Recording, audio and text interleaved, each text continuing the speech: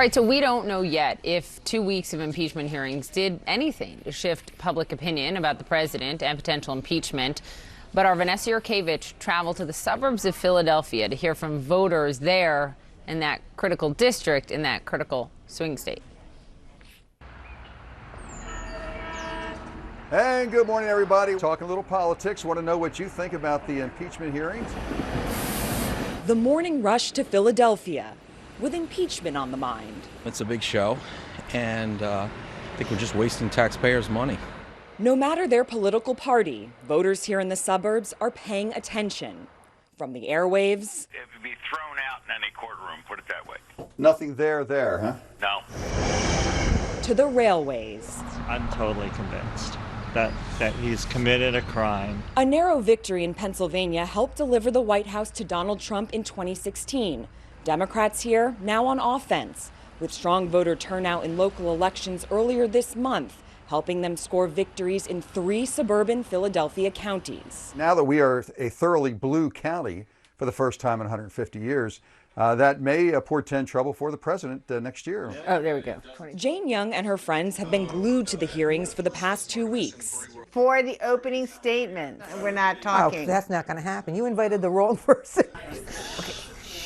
At her watch party in Delaware County, 4 Democrats and 1 independent. All believe the president has committed a crime. We're talking about acceptance of law and what we're determining what our laws are now. Right. So are we going to accept that this is practice now, or are we not going to accept this is practice? And that's, I think that we're ahead of the congressional hearings. We believed it before they walked in the room and produced the witnesses. Thank you.